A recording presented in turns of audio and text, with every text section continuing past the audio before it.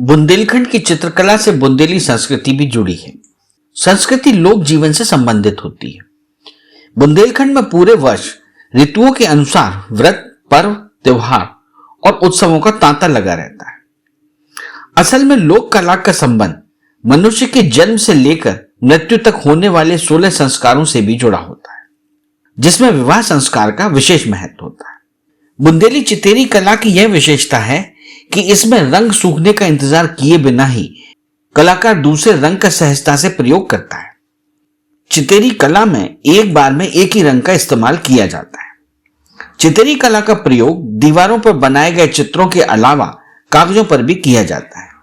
दिवाली व कृष्ण जन्माष्टमी पर पन्ना बनाने में चितेरी कला का प्रयोग किया जाता है। चितेरी कला के लुभावने चित्र, आकर्षक रंग व चित्रण के साथ बुंदेलखंड के घरों की दीवारों पर पारंपरिक ढंग से सजे दिखते हैं। लोक कला चितेरी में घोड़ा, गाय, सिंह, कुत्ता, चूहा आदि का चित्रण किया जाता है। यदा कदा पक्षियों को जैसे हंस, तोता को भी उकेरा जाता है। 15वीं शताब्दी के लगभग गुजरात व मेवाड़ में जिस समृद्धशाली राजपूत शैली का उदय हुआ था, जिसके कारण भारतीय चित्रकला की प्रसुप्त चेतना अपभ्रंश शैली का नवीन संस्करण था। अपभ्रंश शैली का उद्गम दक्षिण भारत में हुआ। बाद में उसका विकास गुजरात, मालवा, चेन्नई तथा सुदूर दक्षिण पश्चिम में हुआ। अपभ्रंश शैली के चित्रों की नजूम अल उलूम की चित्रावली से तुलना करते हुए दक्षिण में वर्तमान में 16वीं शताब्दी की अपभ्रंश शैली के कुछ रूप स्पष्ट हैं। मतलब जी, चितेरी कला का जब उल्लेख आता है बुंदेली में, तो ये इसका क्या विशेषताएं हैं और ये कहाँ से शुरू हुई? देखिए, चितेरी कला जो है, बताने से पहले हमें ये बताना पड़ेगा कि हमारे लोक जीवन में बहुत चित्रकला का बहुत महत्व है और खास तौर से लोक कलाओं का महत्व है, क्योंकि ये जनजीवन में व्याप्त है और जनजीवन में जितनी भी कलाएं बनती हैं वो उनमें आध्यात्म, दर्शन ये सब जुड़ा हुआ है। सीधे हमारे ईश्वर से जुड़ी हुई कलाएं हैं। और इसमें अगर चितेरी कला का देखा जाए तो जो 16 संस्कार हमारे जीवन में होते हैं, इसमें विवाह संस्कार सबसे प्रमुख होता है और विवाह संस्कार के समय पर ये चितेरी कला बनाई जाती है और ये बहुत रंग बिरंगी होती है, सुंदर होती है और इसमें ज़्यादातर विवाह से संबंधित चित्र बनाए जाते हैं और उत्साहपूर्ण ढंग से देखने पर माहौल बहुत सुंदर लगने लगता है। पूरे परिवार को देखने में ऐसा लगता है कि जैसे इस परिवार के में विवाह हो रहे हैं, संस्कार हो रहे हैं, बहुत अच्छे हर्षोल्लास का माहौल उत्पन्न हो जाता है। उसके मुख्य द्वार को देखने से ही इस तरह का प्रकट होता है। तो चितेरी कला को हम इस प्रकार से देख सकते हैं। मधु जी, ये जो चितेरी कला है, इसमें किस तरह की आकृतियां बनाई जाती थी? इसमें देखिए, जैसे मैंने पहले आपको बताया कि विवाह से संस्कार से संबंधित ज्यादातर चित्र होते हैं। तो इसमें वरमाला लिए हुए वर वधू और मंडप में खड़े हुए वर वधू या बैठे हुए पूजन करते हुए और इसी के साथ ही घोड़े पर चढ़ी जाती हुई बारात, पालकी में बैठी हुई वधू और उसके साथ ही बहुत सारे पशु पक्षी, क्योंकि ये ओज और वीरता की भूमि रही है बुंदेलखंड। तो इसमें बहुत से ओजपूर्ण मुद्रा में भी बहुत से पुरुष और महिलाएं, घट धारणी स्त्रियां, और क्योंकि वो शुभ कहलाती हैं तो वो, और इसके साथ साथ जो है नगड़िया बजाते हुए, रमतूला बजाते हुए, क्योंकि ऐसा लगता है जैसे कि उत्सव हो रहा है कोई। तो इस तरह के बहुत से पुरुष और महिलाएं भी बनाए जाते हैं। तो जो कलाकार के मन में बहुत से इस तरह के भाव होते हैं उस समय, और मंडप सजा है और आम के पत्तों से जो मालाएं बनती हैं वो भी उसमें बनाई जाती हैं, फूल बनाए जाते हैं। द्वार पे जो है जो तोरण सजाई जाती है, गणेश जी बनाए जाते हैं। गणेश जी, हाँ, गणेश रिद्धि सिद्धि, उनका चूहा भी बनाना नहीं भूला जाता है। हाँ। बिल्कुल सही कहा आपने। तो ये तो पहले प्रथम पूज्य हैं वो हमारे, तो द्वार पर वो तो बनते ही हैं। तो इस तरीके से पूरा जो है एक वातावरण एक पूरा बन जाता है मुख्य द्वार पर, और ये मुख्य द्वार पर ही बनाने के सबसे पहले मतलब चितैरी बनाने का हमारे यहाँ बहुत पुराना मतलब ये हुआ कि विवाह का मूड बनाने के लिए चितैरी का इस्तेमाल किया जाता है, ये समझ लीजिए। या फिर इसको ये भी हम समझ सकते हैं कि चूंकि भित्तियां जो है पूरी तरह से सफेद रंग की पहले जो ज्यादातर, अब तो बहुत हो गया है कि रंग बिरंगे मकानों को कर दिया जाता है, बहुत से रंगों में रंग दिया जाता है, क्योंकि तब तो सिर्फ सफेद रंगों में ही होते थे, रंगे जाते थे मकान। तो उस समय कच्चे घर होते थे, तो उनकी रंगाई पुताई के बाद वो किस तरीके से खूबसूरत लगे, तो उनके सामने उरेन डालना या फिर उनकी भित्तियों को किस तरीके से रंगीन बनाना, किस तरह से खूबसूरत बनाना, तो इसके लिए भी इसका प्रयोग किया जाता था। तो इसमें जो थी सब अपने अपनी रुचियों के अनुसार सजाते थे इसको। इसमें क्या मतलब कलाकार की परिकल्पना ही शामिल होती थी या जो गृह स्वामी होता था उसकी भी राय शुमारी रहती थी? देखिए, ये एक तरह से प्रतियोगिता भी होती थी। हाँ। कि जैसे अगर हमने किसी के घर में देखा कि यहाँ पर साज सज्जा है, तो हमें भी लगता था कि हमारे घर पे भी ऐसी सजावट हो जाए, तो आपस में भी ये होती है, प्रतिस्पर्धा होती है कि हमारे यहाँ भी ऐसा बना दो, उनके यहाँ पे 2 नगड़िया वाले बने थे, हमारे 4 बना दो, इधर रमतूला वाला भी होना चाहिए है, एक जो कमी वहां रह गई, एक तुरही वाला भी और बना दो। तो ये तो आप गृह मालिक की इच्छा भी है, वो कितने सारे चित्र बनवाना चाहता है, वो कम बनवाना चाहता है, जगह स्पेस पर भी निर्भर करता है। जी हाँ, बिल्कुल सही कहा आपने।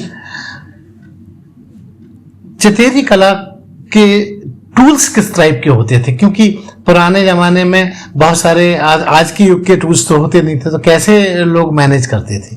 देखिए, उस समय तो ऐसा कुछ नहीं था, तो उस समय तो खनिज रंग थे।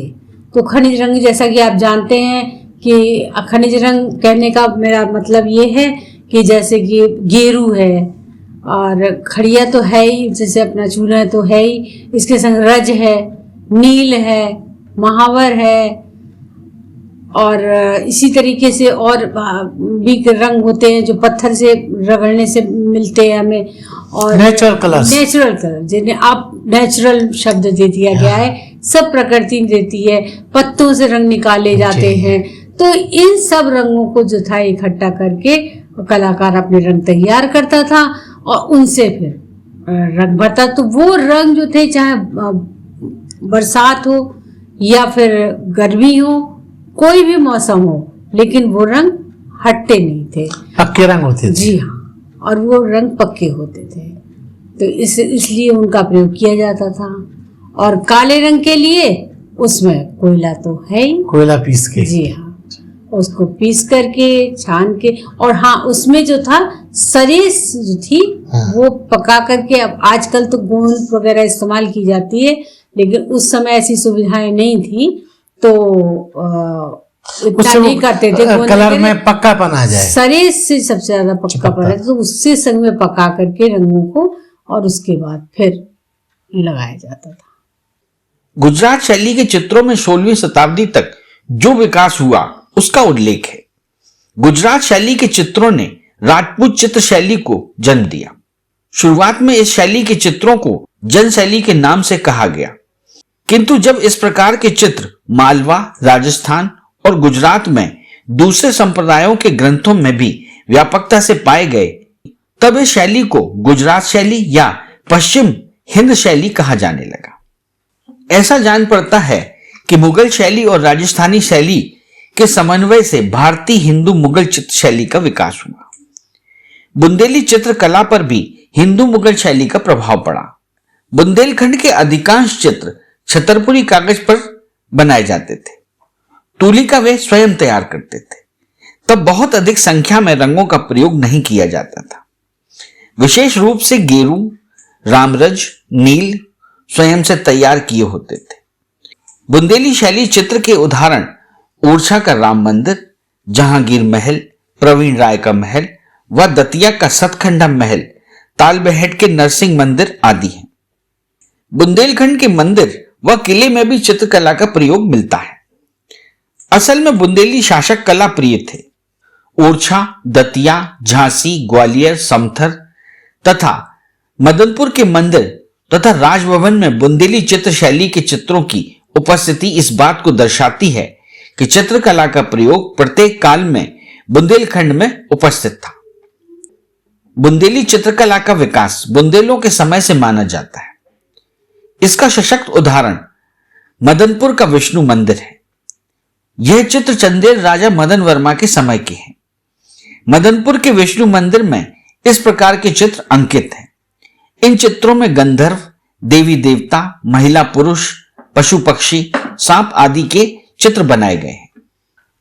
चिथेरी कला जो बनाई जाती थी उसमें कलर्स का बड़ा महत्व होता था, तो किस तरह उनका इस्तेमाल होता था? क्योंकि आज के युग में, आधुनिक युग में कलर्स को मिला के एक नया कलर बनाया जाता है, तब क्या था? देखिए, चितेरी का बनाने का बिल्कुल ही अलग ढंग है। इसमें जो था, क्योंकि ये दीवार पर बनाने वाली कला है, सबसे पहला तो इसका पहला तो यही है कि इसको दीवार पर बनाया जाता है। तो इसके लिए गेरू से निशान डाले जाते हैं और ये फ्री हैंड ड्राइंग है, यानी मुक्त हस्त चित्रण है। इसके लिए कोई भी पहले से कोई आकार प्रकार नहीं होती है। जी नहीं होती है। ये कलाकार इसको और बहुत तुरंत बनाता है इसको। तो इसमें सिर्फ गेरू से निशान डाले जाते हैं कि कहाँ इसका चेहरा बनेगा, कहाँ इसके हाथ बनेंगे और कहाँ इसका पैर बनेगा। मतलब आउटलाइन बनाई जाती है। आउटलाइन बस हल्की से उसके देता है और उसके बाद फिर कलर लगाना शुरू करता है। कलर लगा करके इसमें कोई किसी तरह की मिक्सिंग नहीं होती है। एक कलर सबसे पहले उठाया जाता है, जैसे कि पीला कलर पहले उठाएंगे या गुलाबी कलर पहले उठाएंगे, तो चेहरे के जहां जहां गोले होंगे तो उनमें चेहरे में गोले, और हाथों में जहां होगा तो उस जगह पर गुलाबी रंग लगा दिया जाएगा। उसके बाद पीले रंग से वस्त्र अगर जहां पहनाने हैं तो वहां पे पीला रंग उठा के, एक कलर सूख नहीं पाता है, दूसरे कलर को तुरंत ही यूज किया जाता है। कभी ये नहीं सोचा जाता है कि ये कलर नहीं सूखा है तो ये फैल जाएगा या कुछ होगा, ऐसा नहीं। बच्चा इस तरह से लगाए जाते हैं कि वो उसकी एक दूसरे में इंटरफेरेंस नहीं होती है, क्योंकि वो आकृति इस तरह से बनाई जाती है कि उनमें एक दूसरे के ऊपर आते नहीं है रंग। उसके बाद फिर तीसरा रंग, हरा रंग जहां भी होगा वो भी कर दिया जाएगा। अब उस चित्र को उभारने के लिए आपके काले रंग का बाद में प्रयोग होता है, तो काले रंग की रेखाओं से पूरे चित्र को उभारा जाता है। तो उससे बाद चित्र पूरा उभर करके सामने आ जाता है। तो इस तरह से एक ही सिटिंग में आपका पूरा चित्र तैयार हो जाता है।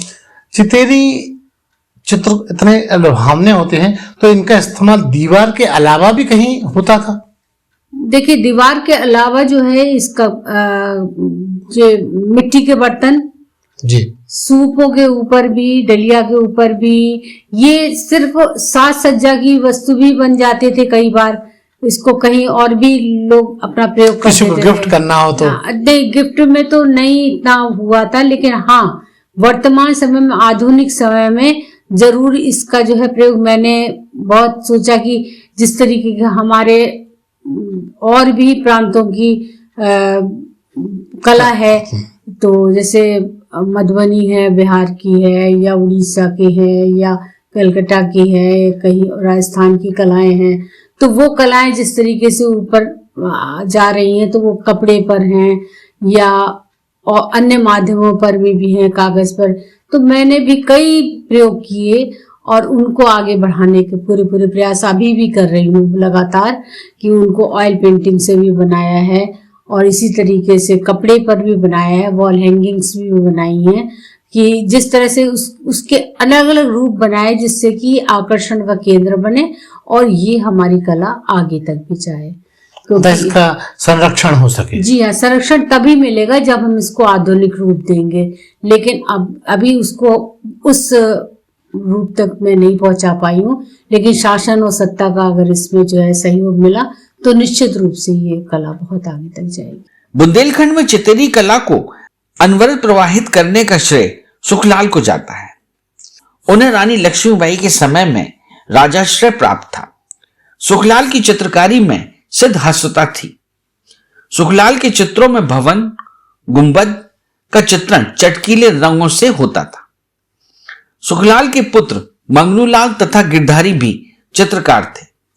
सुखलाल के प्रपौत्र परम लश्करी को भी चित्रकारी में महारत हासिल थी। बुंदेली चित्रशैली के अन्य कलाकार जवाहर व गिरधारी थे। चूंकि झांसी के राजा गंगाधर राव स्वयं कला प्रेमी थे, इसलिए उनके शासनकाल में नृत्य, संगीत व चित्रकला को भरपूर संरक्षण मिला। राजा गंगाधर राव के देहांत के बाद रानी झांसी के काल में कलाकारों के परिवार व उनकी कला का विशेष ध्यान रखा गया। इसी दौर में कलाकारों का दूसरा परिवार भीकम खां का था, जिसके पुत्र रमजानी झांसी की रानी के प्रिय कलाकार थे। झांसी में चित्रकला इतनी लोकप्रिय हो गई थी कि फुर्सत के क्षणों में तोपची खुदाबख्श व मंटू भी चितेरी कला को उकेरने लगे थे। सुखलाल व रमजानी के वंशज भी चित्रकला से जुड़ गए, लेकिन उनकी कला में निपुणता नहीं दिखती थी। उन्होंने संभवतः चित्र रचना धन व सम्मान पाने के लिए की थी। बुंदेलखंड के अन्य स्थानों विजावर, अजयगढ़, पन्ना, अलीपुरा, कालपी, छतरपुर, बिजना आदि स्थानों में भी चित्रकला का कार्य हुआ। उन चित्रों में भगवान, राजा, रानी व प्रकृति का ही चित्रण मिलता है, किंतु ये सारे चित्र राजभवनों की शोभा बनकर रह गए। रानी लक्ष्मीबाई के समय में भवनों तथा मंदिरों में बुंदेली चित्रकारी की गई, जिसके अवशेष वर्तमान में कुछ स्थानों पर मिलते हैं, जैसे रानी महल की कलात्मक चित्रकारी, पानी की धर्मशाला के शिव मंदिर के चित्तौर, जैन दिगंबर मंदिर गांधी रोड में कांच पर पेंटिंग, तेली मंदिर बड़ागांव गेट में विभिन्न राजाओं के चित्र तथा गुसाई के मंदिर उल्लेखनीय है। बुंदेलखंड के चित्रण में बहुत उतार चढ़ाव रहा। यहां राजनीतिक उथल पुथल के कारण स्थायित्व का अभाव रहा, जिससे कला व कलाकार उपेक्षित रहे। बुंदेलखंड में कला प्रेम संरक्षक शासक भी हुए। ओरछा के मधुकर शाह, कार्यवाहक राजा इंद्रजीत सिंह जूदेव, महाराजा वीर सिंह जूदेव प्रथम, महाराजा उद्दोत सिंह जूदेव, महाराजा विक्रमजीत सिंह जूदेव, महाराजा हम्मीर सिंह जूदेव तथा महाराजा प्रताप सिंह जूदेव कला को हमेशा संरक्षण देते रहे। दतिया राज्य में भी महाराजा दलपत राय, महाराजा इंद्रजीत सिंह दुत्ती, महाराजा विजय बहादुर, महाराजा भवानी सिंह तथा महाराजा गोविंद सिंह हुए, जिन्होंने कला को संरक्षण दिया। समथर का भी चित्रकला में योगदान रहा, तब यह दतिया जागीर का ही हिस्सा था। बिजना एक छोटी जागीर थी, लेकिन बिजना के दीवान राय सिंह जूदेव, दीवान सावन सिंह जूदेव, दीवान अजीत सिंह जूदेव, दीवान धन सिंह जूदेव व विजय बहादुर जूदेव के संरक्षण में चित्रकला को निखरने का अवसर मिला। पन्ना तथा छतरपुर के कला संरक्षक राजाओं में महाराजा छत्रसाल जूदेव, राजा हृदय शाह के संरक्षण में चित्रकला का विकास हुआ। अजयगढ़ के महाराज जुगतराज महाराजा माधव सिंह जूदेव, महिपत सिंह जूदेव थे। मधु जी, ये जो चितेरी कला का आप बता रही हैं, उल्लेख कर रही हैं, इसकी विशेषताएं क्या रही हैं? क्योंकि आज के दौर में ये अब लुप्त प्राय सी हो रही है। देखिए, इसमें जो है विशेषताएं जो है दक्षिण भारत में जो अपभ्रंश शैली है कला की, चित्रकला की, तो उससे इसमें समकक्षता पाई गई, मतलब इसकी बराबरी पाई गई है। तो उसमें जो इसकी विशेषताएं हैं, तो उसमें उभरी हुई छाती होती है, जो आकृतियों की ओजपूर्ण मुद्रा होती है, परवल की तरह आंखें होती हैं, जो कि चेहरे से थोड़ी सी निकली भी कई बार बनती हैं, और प्राकृत रचना जो होती है वो पीछे होती है, खिलौने की तरह पीछे उसके जो पशु पक्षी बने होते हैं वो खिलौने जैसे दिखाई देते हैं, और पेड़ पौधे बने होते हैं पीछे की साथ में उसके, और पशु पक्षी भी उसमें बनाए जाते हैं। इस तरह से बहुत सी रचनाएं उसमें होती, बंद मुट्ठी होती है, और तो ये सारी कुछ ऐसी विशेषताएं होती हैं जिसकी वजह से ये शैली उसकी समकक्ष आ जाती है, जो चितेरी उसी उसमें आती है, मतलब जी श्रेणी में। जी, चितेरी कला का जो संरक्षण था या ह्रास किस किस काल में और कैसे हुआ? ये कई राजाओं ने जो था इसको काफी इसको संरक्षण दिया, जिसकी वजह से ये उन्नत स्थिति में रही अपने। क्योंकि कुछ ऐसे भी होते हैं राजा जो अपने समय में वो कला को बहुत संरक्षण देते हैं, तो कलाकार उस समय बहुत पोषित होते हैं और अपना उत्साहित रहते हैं। उत्साहित रहते हैं। तो उस समय और भी प्रजा या और भी जो छोटे कलाकार होते हैं वो उनके जीवन में भी उल्लास भरा रहता है, तो वो भी चित्रकार अच्छे चित्र बनाते हैं। इसी तरह से जनजीवन में भी चित्रों के प्रति एक उल्लास रहता है, बनाने की, रचना करने की उनके अंदर इच्छा रहती है। तो ये हमेशा उस तरह से आगे बढ़ती रही और मुगल काल और राजस्थानी शैली का इस पर विशेष प्रभाव पड़ा, समावेश है। जी हाँ, तो उसकी मिली जुली जो कला है वो बुंदेली शैली के ऊपर प्रभाव उसका आया है। तो जब रानी झांसी का काल आया तो रानी झांसी के दौरान चितेरी कला का क्या अस्तित्व रहा? रानी झांसी के समय पर जो चित्रकार थे, प्रमुख चित्रकार थे सुखलाल, और वो रानी के सबसे प्रिय चित्रकार भी थे। तो उन्होंने बहुत सुंदर चित्र बनाते थे और उनकी जो थी रेखाएं भी बहुत बारीक हुआ करती थी और वो कागज पर ज्यादा चित्र बनाते थे, भित्तियों पर नहीं बनाते थे, क्योंकि वो राज दरबार में थे तो वो उस तरह से रचना करते थे बहुत सुंदर, और रानी उनके चित्रों को बहुत सराहती भी थी। मधु जी, जैसा कि आपने अभी उल्लेख किया, सुखलाल के अलावा और भी चितेरी कला को उकेरने वाले कौन कौन लोग थे रानी लक्ष्मीबाई के काल में? जी, उनके समय में जैसे कि परम लश्करी, मोजे और खुदाबख्श, मंटू, गिरधारी, इस तरीके से अनेक लोग और भी थे उनके साथी थे, जो कि कुछ उनकी देखा देखी बनाने लगे थे। कुछ उनमें से अच्छे भी थे, चित्रकार थे, तो वो अपने चित्र बना कर शौकिया, हाँ, रानी के पास ले जाते थे और महारानी लक्ष्मीबाई उनको अनेक पुरस्कार देकर के उससे सम्मानित भी करती थी। तो इस तरीके से कला का प्रचार प्रसार जो था उस समय काफी बढ़ चुका था। मधु जी, जहाँ आपने इतना कुछ चितेरी कला पे इतना शोध जैसा कार्य किया है, शोध ही किया है, तो आप आज के परिप्रेक्ष्य में, आधुनिक परिप्रेक्ष्य में शासन प्रशासन से क्या उम्मीद रखती हैं कि क्या और इस कला को बचाने के लिए, संरक्षण के लिए किया जाना चाहिए? देखिए, शासन प्रशासन भी तब करते हैं किसी भी चीज के लिए मदद जब जनता आगे बढ़ती है।